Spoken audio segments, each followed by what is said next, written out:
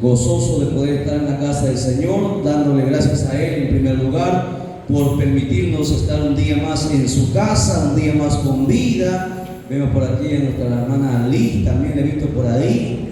Gloria a Jesús. También estamos con nosotros, tu hermano Aarón, tu hermano Marvin. Gloria a Dios. Qué bueno tener a todos hermanos juntos aquí en la casa del Señor. Bien, vamos rápidamente a continuar con el cuarto video. Hemos abierto la serie de Apocalipsis. Vamos, hermanos, a ir a Apocalipsis capítulo 2. Vamos a continuar con esta serie de enseñanzas sobre el libro, hermanos, del fin de los tiempos. Apocalipsis nos habla muchas cosas interesantes que los cristianos deberíamos saber a cabalidad, porque la gente va a preguntar qué es lo que va a pasar en el postrer de estos días, y los cristianos tienen el deber de enseñar a toda la gente, hermanos, de lo que se viene. Amén. Por eso que estamos estudiando este libro de Apocalipsis. Ya creo que es la tercera vez que vamos estudiándolo y cada vez el Señor nos va añadiendo más cosas. Nos ponemos en pie, Apocalipsis capítulo 2, verso 1. Gloria a Jesús. El calor está fuerte, ¿verdad? Aquí quema más todavía, pero ahí estamos. Así que no se derrita, deje ahí, no importa que salga el sudor, que caiga lo que tenga que caer, hermanos, pero usted concéntrese en la palabra el día de hoy. Gocémonos y alegrémonos porque Dios es bueno. Apocalipsis capítulo 2, verso 1, la palabra se lee: para la gloria del Padre que nos creó, gloria del Hijo que nos salvó y la gloria del Espíritu Santo que está presente en la iglesia de Cristo, dice: palabra de Dios es esta. Escribe al ángel de la iglesia de Efeso, el que tiene las 7 estrellas en su diestra, el que anda en medio de los 7 candeleros de oro, dice esto: yo conozco tus obras y tu arduo trabajo y paciencia, y que no puedes soportar a los malos, y has probado a los que se dicen ser apóstoles y no lo son, y los has hallado mentirosos, y has sufrido y has tenido paciencia, y has trabajado arduamente por amor de mi nombre, y no has desmayado. Pero tengo contra ti que has dejado tu primer amor. Recuerda, por tanto, de dónde has caído, y arrepiéntete y haz las primeras obras, pues si no, vendré pronto a ti y quitaré tu candelero de su lugar, y si no te hubieres arrepentido. Pero tienes esto, que aborreces las obras de los nicolaitas, las cuales yo también aborrezco. El que tiene oído, oiga lo que el Espíritu dice a las iglesias. Al que venciere le daré a comer del árbol de la vida, el cual está en medio del paraíso de Dios. Oramos. Bendito sea el nombre tuyo, Padre mío. Gracias te damos, eterno Dios, por este tiempo que nos concede de tomar tu palabra y poder meditar en ella. Padre mío, nos humillamos ante ti para pedirte que, Señor Dios mío, nos hables a través de ella, que tú abras nuestro entendimiento para poder comprender tu palabra, que tu palabra, Señor Dios mío, sea un manjar, Padre mío, en nuestra boca, bendito Padre, para que podamos, Señor Dios mío, deleitarnos en tu palabra y asimismo podamos, Señor Dios mío, aplicarla y enseñarla. Dios de la gloria, reprendemos todo lo que no es tuyo en esta hora, Padre mío, que solamente la voz de tu Santo Espíritu sea la que hable en esta hora. En el nombre de Jesús, Padre mío, declaramos libertad, sanidad, Padre mío, bendición y vida a todo tu pueblo, en el nombre de Jesús. Amén, amén y amén. Tome asiento, mantenga la Biblia abierta. Gloria a Dios. Bueno, el tiempo ha avanzado bastante, vamos a tratar de correr un poquito. Bueno, habíamos dicho, mis amados hermanos, que Apocalipsis era un libro todavía sellado, que Apocalipsis no estaba en su apogeo. ¿Alguien recuerda dónde nos encontramos actualmente? Estamos en el año 2024 ya. Dios ha permitido que entremos, pero ¿dónde nos encontramos? ¿En qué parte del Apocalipsis nosotros nos encontramos? ¿O es que todavía no empieza, o ya terminó, como algunos están diciendo, que estamos a la mitad del Apocalipsis por la pandemia que hubo? ¿Dónde nos encontramos nosotros actualmente de acuerdo a la Escritura? A ver, los que estuvieron en la clase pasada, ¿se acuerdan o no se acuerdan? Ya son 3 videos que hemos grabado sobre Apocalipsis y ya deberían acordarse. Este es el 4.º video, me parece, que estamos grabando sobre esta serie. Habíamos mencionado un poquito sobre eso, ¿no? habíamos dicho. A ver, ¿alguien recuerda? Si no, para rápidamente hacerlo recordar, hermano Jairo. Nos encontramos en el capítulo 2, dice nuestro hermano Jairo. ¿Alguien dice otra cosa? Pero con base, con base. ¿Será cierto o no será cierto?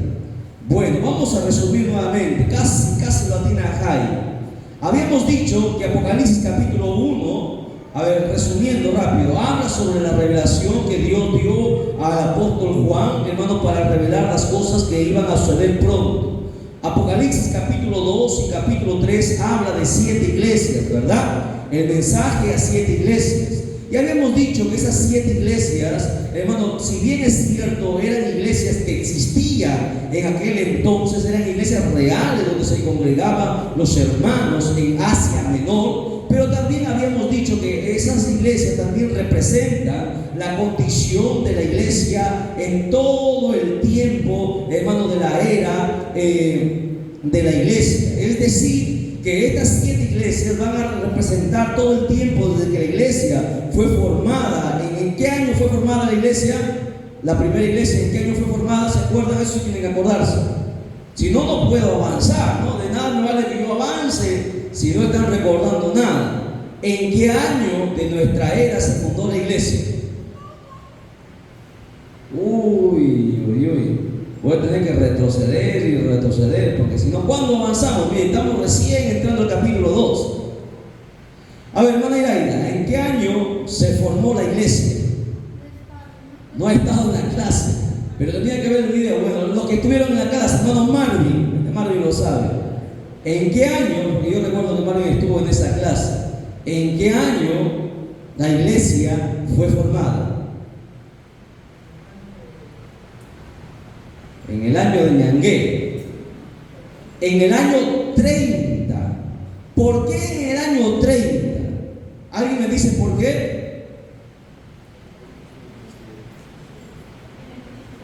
Nosotros nos encontramos en el año 2024. Bueno, Señor, discúlpanos, pero vamos a hacer un alto. No puedo avanzar a Apocalipsis 2 si no recordamos nada.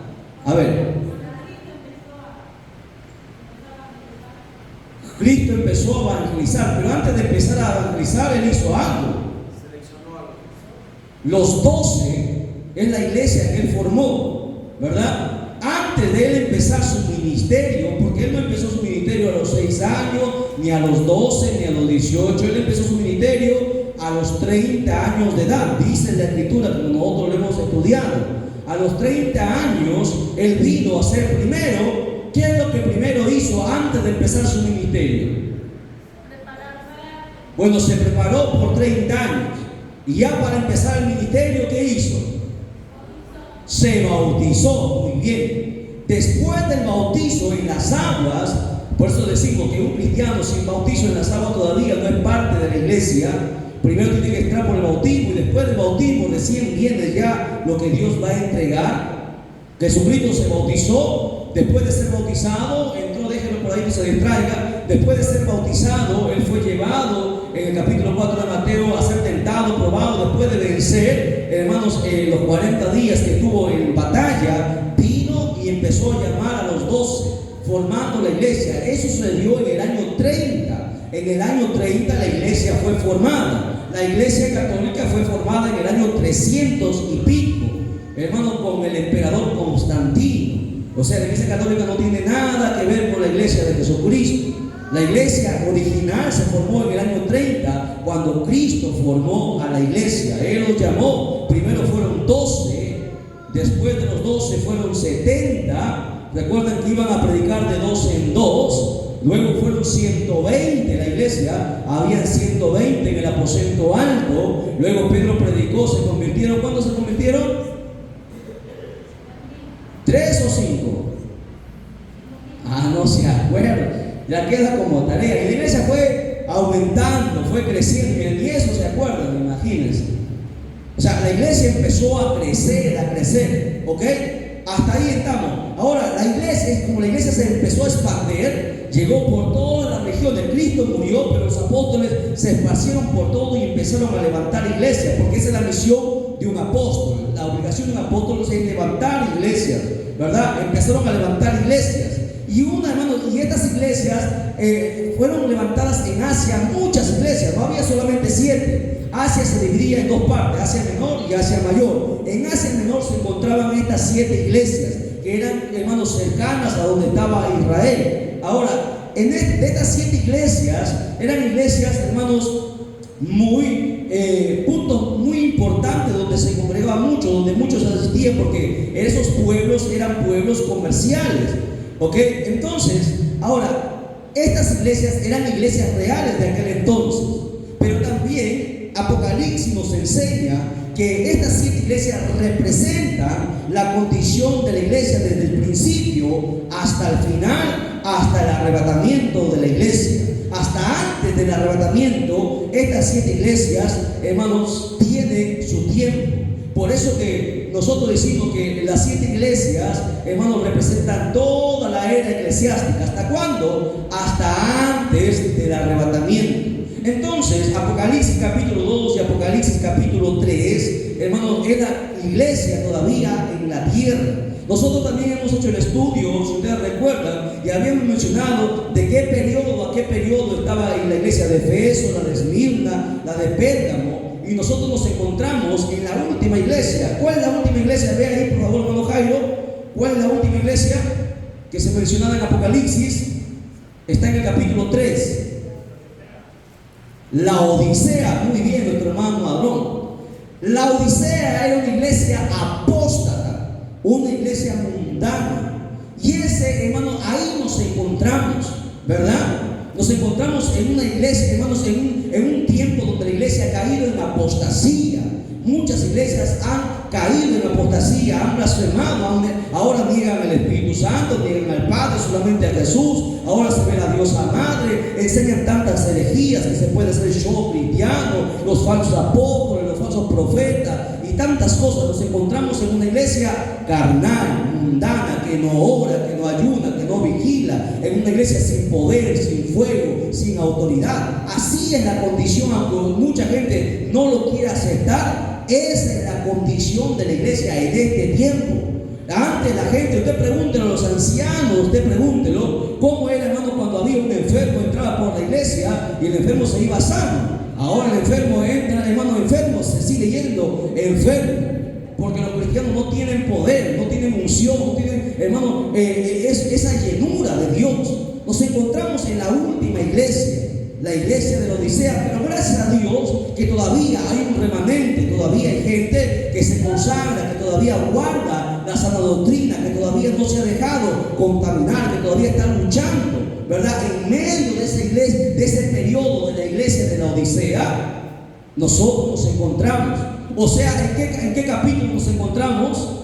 En el capítulo 3, porque el capítulo 4 habla sobre el cielo. El capítulo 4 es el arrebatamiento de la iglesia, ¿verdad? Así dice el capítulo 4. Veamos qué dice el capítulo 4. Miren, la adoración celestial, ¿ok? El capítulo 4 habla del arrebatamiento. El capítulo 5 habla de lo que hay en el cielo. Y el capítulo 6 de Apocalipsis, que todavía no empiezan los juicios de Dios.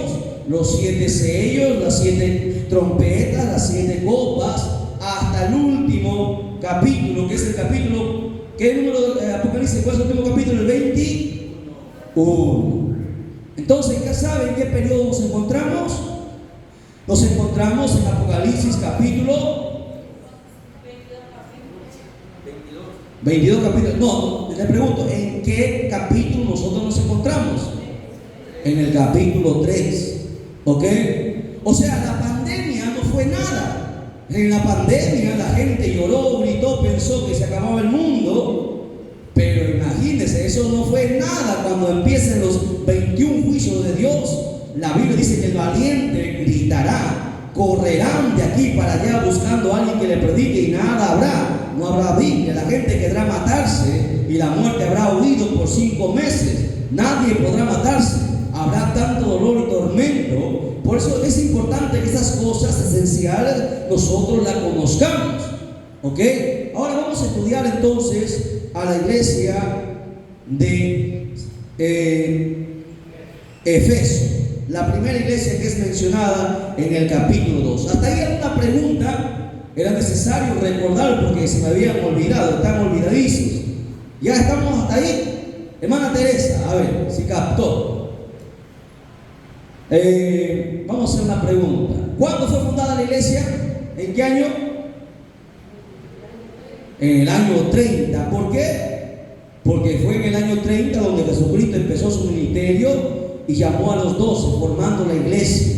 Por eso que dicen los teólogos que para que una iglesia pueda ser considerada iglesia, tiene que haber como mínimo 12 miembros. Y si son 8, todavía puede ser una célula, ¿no? Con 12 miembros se forma una iglesia. ¿Ok? Bien, listo. Vamos a empezar entonces a estudiar a la iglesia de Efeso. Dice la escritura, escribe, aquí está hablándole, dándole la orden a Juan. Recuerde que Juan no habló de su mente, de su pensamiento, sino que alguien le ordenaba lo que Juan tenía que escribir. Juan escribió lo que se le dijo que escriba, lo que él vio. No escribió invento, no es cuento. Esto es algo real. Por eso dice, escribe al ángel de la iglesia en Efeso. ¿Quién es ese ángel? ¿A quién se está llamando ángel ahí? Escribe al ángel de la iglesia en Efeso. Al pastor, se le conoce como el pastor o como el anciano que lideraba la iglesia. ¿Ok? Se le llama ángel. Escribe al ángel de la iglesia en Efeso. El que tiene las 7 estrellas en su diestra. Esas 7 estrellas que simbolizan, lo estudiamos también la vez pasada. No, las 7 estrellas en la diestra, en la mano derecha del Señor, ¿qué son? No. Son los 7 ángeles, los 7 pastores. Los candeleros son las 7 iglesias. Usted no recuerda. A ver, vamos a ver. Retroceda un versículo por atrás, porque estamos retrocediendo. Apocalipsis 1, verso 20. ¿Qué dice? Léalo, hermano Jairo, fuerte.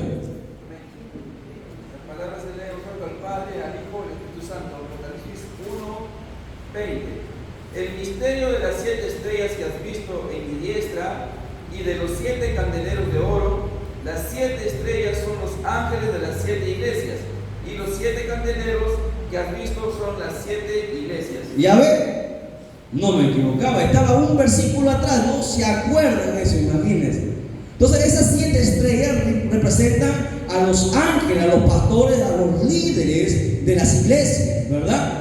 Ok, dice, el que tiene las 7 estrellas en su diestra. ¿Por qué se dice que tiene en su diestra, o sea, en su mano derecha? Porque recuerden que los líderes, aprendan esto, los pastores, los líderes, dependemos de Dios. Dios nos sostiene en sus manos. De Él, hermanos, dependemos. No dependemos del hombre, no dependemos de nadie. Dependemos de Dios. Estamos en las manos de Él. Y la Biblia dice que nadie lo podrá arrebatar de sus manos. Por eso la Biblia dice, el que tiene a las 7 estrellas en su mano derecha. ¿Qué más dice? El que anda en medio de los 7 candeleros de oro. O sea, anda en medio de las 7 iglesias. Dice esto. O sea, el Señor dice, ¿qué dice? Yo conozco tus obras. Hay una coma de tengas. Punto muy importante. La fe sin obras es muerta. Mucha gente dice, yo tengo fe como una montaña. Por más que tú tengas fe, si no hay obras, tu fe es muerta. Las obras son muy importantes en el cristianismo. De nada nos valdría a nosotros venir aquí, cantar, gritar, derramar lágrimas para decir que somos cristianos. Porque nos volveríamos religiosos si pensamos que solamente el hecho de venir, cantar, escuchar la palabra y orar nos hace cristianos. No. ¿Qué nos hace a nosotros cristianos? El que cristiano da frutos, ¿verdad? Y uno de esos frutos es la obra que un cristiano hace. Por ejemplo, ¿alguien me podría decir un tipo de obra que podría hacer alguien? Por ejemplo, si usted encuentra a un necesitado en la calle, usted va y se acerca, le da un plato de comida. O si su vecina tiene algún problema, está pasando alguna necesidad, el cristiano no espera que le digan, va, vecina, necesitas algo, toma, no tengo mucho, pero lo que tengo te doy. No hay cristianos así. Ya no hay en este tiempo, ¿verdad? Porque los cristianos solamente se preocupan ahora en ellos y en su familia. Y esa es una triste realidad. Hoy, ¿por qué usted cree que la gente no viene a las iglesias? ¿Por qué cree que tenemos vecinos y no quieren venir a las iglesias?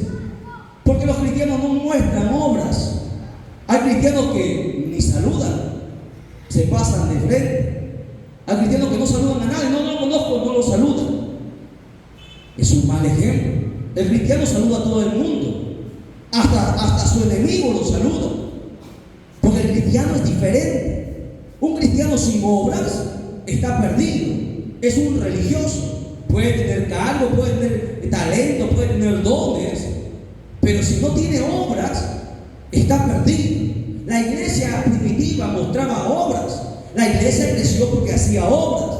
La gente iba y evangelizaba y la gente se convertía. No eran los pastores los que predicaban, los evangelistas. Eran cada cristiano hacía la obra. Cada cristiano traía a su vecino, a su familiar, a su amigo, a su compañero de trabajo. Lo traía a la iglesia. Por eso que la iglesia crecía. Hay un montón de tipos de obras que nosotros podemos hacer y lamentablemente no se hace. La Biblia dice: yo conozco tus obras. Preguntémonos entonces de manera retrospectiva a todos nosotros, ¿cuántas obras nosotros hemos hecho para Dios? ¿Cómo es hacer una obra para Dios? Jesús dijo, ¿no? Estuve desnudo y me vestiste. Tuve hambre y me diste de comer. Tuve sed y me diste de beber. Estaba en la cárcel y me visitaste. Y los apóstoles no entendieron y dijeron: Señor, ¿cuándo hicimos esto contigo? Jesús les dijo: cuando a uno de ellos lo hiciste, a mí me lo hiciste. Hay un texto en el Salmo que dice: el que le presta al pobre, a Dios le da. Los cristianos estamos lejos de obras. Tenemos talentos, pero vacíos, sin obras. Un cristiano sin obras está muerto, está vacío, es como símbolo que retuena, pero vacío por dentro. Los cristianos deberíamos llenarnos de obras. Bueno, si usted hace obras, gloria a Dios, Dios lo bendiga más todavía. Es cierto que no podemos hacer alarde de las obras que hacemos, pero es necesario reflexionar que las obras son importantes en la vida del cristianismo. El cristiano siempre, hermano, tiene que estar haciendo obras para que la gente, no por lo que digamos, venga a la casa del Señor, sino por lo que nosotros hacemos. Porque mucha gente dice, pero no hace. A su nombre, ¿por qué me miran triste? Tan triste, cambiaron el semblante, ¿no? Pero es necesario que meditemos, pues, hermano. La iglesia tiene que tener obras constantemente. Sin obras, estamos vacíos. Muy bien. Y es importante, ¿por qué las obras? Porque cada obra que usted haga, por más pequeñita que sea, ¿usted cree que Dios se olvida? Las computadoras en este tiempo todo lo registran, todo lo anotan. En el cielo hay una supercomputadora mejor de la que hay en la tierra. Usted sabe que en la tierra hay una supercomputadora en Bélgica llamada La Bestia, y así lo han llamado, La Bestia, porque procesa datos a petallones de bytes. Tiene tanta velocidad que es inmensa y lo han denominado así, La Bestia. Ignorantemente lo han denominado La Bestia. Y no sabe que muy pronto esa bestia cobrará vida con la inteligencia artificial, que hoy mucho se hace alarma. Usted sabe que le doy ya una píldora adelantando el estudio que nosotros vamos a hacer. En Apocalipsis se habla de dos bestias, ¿verdad? De dos falsos que vendrán. Y uno dice: y le dará vida a la imagen, y hablará, y dirá grandes cosas. Esas son las máquinas que van a hablar con la inteligencia artificial que hoy se está lanzando por el mundo entero, y que los jóvenes, los adolescentes lo saben, lo conocen y juegan, y no saben que un espíritu raro entrará en la inteligencia artificial. Pero bueno, eso es tema más adelante que nosotros vamos a hacer el estudio. Pero todas estas cosas, la Biblia nos enseña todas las cosas para nosotros estar preparados. Ahora, la Biblia dice que existe un libro llamado el libro de las obras. Esa es la supercomputadora que está allá arriba en el cielo, que está registrada. La limpieza que tú hagas en la iglesia, cuando ayudas a un anciano, cuando le das un vaso de agua a alguien sediento, todo está siendo registrado. Todo. Yo conozco tus obras. Las obras son muy importantes. Dios siempre la va a tener en cuenta. Yo conozco tus obras. 1. 2. Tu arduo trabajo. Porque en el cristianismo se tiene que trabajar. Y hay gente que no trabaja. Me refiero al trabajo en la obra del Señor. ¿Cómo es trabajar? Reparta tratados. Cuando haya una campaña, cuando haya un aire libre, lleve invitados, no vaya solo. No. Yo conozco tu arduo trabajo. Si trabajo, la Biblia dice que no trabaja, que no coma. El que no trabaja ha negado la fe y se vuelve peor que un impío, el que no provee para su casa. Dios, hermano, no llama a ningún ocioso. Dios no llama a flojos. Dios llama a gente para que trabaje. Hemos sido llamados a esta obra para trabajar. 2. Trabajo. Arduo trabajo. No dice simplemente trabajo. Porque el cristiano que tiene a Dios se apasiona más por el trabajo en la obra de Dios. Le dedica más tiempo. Porque, hermano, estamos trabajando en una obra que no va a tener pérdida. Por eso Jesús dijo: haced tesoros en los cielos, donde el ladrón ni la polilla puede corroer ni robar. Porque los tesoros en la tierra se terminan, pero lo que hay en el cielo no. O sea, el trabajo, y hermano, la Biblia dice que el obrero es digno de su salario. Todo trabajo que se haga en la obra del Señor tiene una paga, aquí en la tierra o en el cielo, pero hay una paga siempre. ¿Ok? Tu arduo trabajo. 3. Paciencia. A ver, levanten la mano los pacientes. No han venido. Los cristianos, algo que nos caracterizamos es que nos falta la paciencia. La Biblia dice que uno de los frutos del Espíritu Santo es la paciencia. Y no tenemos paciencia, ni pastores, ni evangelistas. Nos falta la paciencia. Queremos tener, Señor, hazme, Señor, el mejor tecladista, hazme el mejor cantante, el mejor predicador. Mejor pidamos paciencia, porque con la paciencia se logran muchas cosas. La prueba de tu fe produce paciencia, dice la Escritura. La paciencia es una virtud que no se compra en la esquina, hermano, del barrio. La paciencia no la compras en el supermercado. La paciencia es algo que se tiene que cultivar. Somos muy impacientes, por eso nos metemos en muchos problemas. Hay que pedirle a Dios cada día, sinceramente. ¿Quién ha pedido en su oración, sinceramente, que le dé paciencia? Rara vez. Pedimos muchas cosas, pero ¿quién pide paciencia? Casi nadie, hermano. Y la paciencia es fundamental para llegar a la meta. Sin la paciencia no podremos llegar a la meta. Mira que tenía esta iglesia. Mira, tenía muchas virtudes buenas que a nosotros nos faltan. Ella las tenía, pero estaba mal. Y imagínense qué será de nosotros, que nos faltan muchas de estas cosas. Ok, obras, arduo trabajo, paciencia.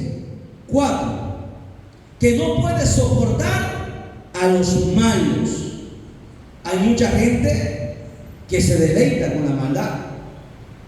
Hay mucha gente que hermano, que todavía no ha entendido que el cristiano no puede concebir algo que sea malo.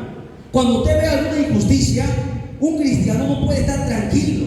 Cuando algo está mal, hermano, el cristiano es como cuando le entra un celo, hermano. Porque el cristiano no se goza en la injusticia. La Biblia nos enseña que nosotros no podemos soportar a los malos, porque el mal no tiene nada que ver en nosotros. El cristiano se tiene que siempre deleitar en la justicia. A su nombre, denle un fuerte aplauso al Señor. Aleluya. Gloria a Dios. No puedes soportar a los malos, pero cristianos convivimos con los malos, convivimos con la maldad. Y eso no tiene que ser. ¿Sabe por qué? Porque lo malo siempre se va a pegar. Cuando alguien dice un malo y un bueno se juntan, es más fácil que lo malo se pegue al bueno que lo bueno se pegue al malo. Por eso que cuando una señorita dice, me enamoro, no es cristiano, pero yo cuando me case lo voy a convertir, es la peor mentira, que ni el diablo se lo cree eso, ¿no? Porque es más fácil, lo malo se pega más rápido. El cristiano tiene que aborrecer la maldad, todo lo que no está bien, no puedes concebir. Cuando tú ves algo que está mal, tú tienes que decir, porque lo malo no está bien, no se puede convivir en lo malo. Esta iglesia, otra de las virtudes que el Señor exaltaba era que no puede soportar a los humanos. Punto número 5. Has probado a los que se dicen ser apóstoles y no lo son, y los has hallado mentirosos. Mira qué interesante. Mira qué interesante. ¿Sabes por qué te digo?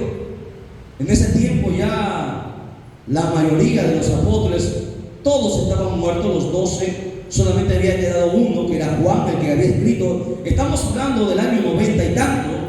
Los 11 apóstoles ya habían muerto. Pablo había muerto. Solamente quedaba uno, Juan.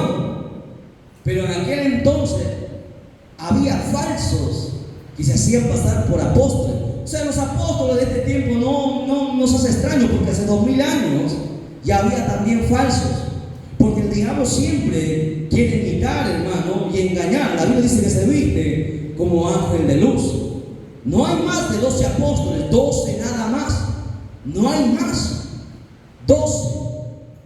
Nosotros, la iglesia, tenemos nuestro apóstol. Mi apóstol es el apóstol Pablo. Es mi apóstol, él es el apóstol a los gentiles. No hay más apóstoles.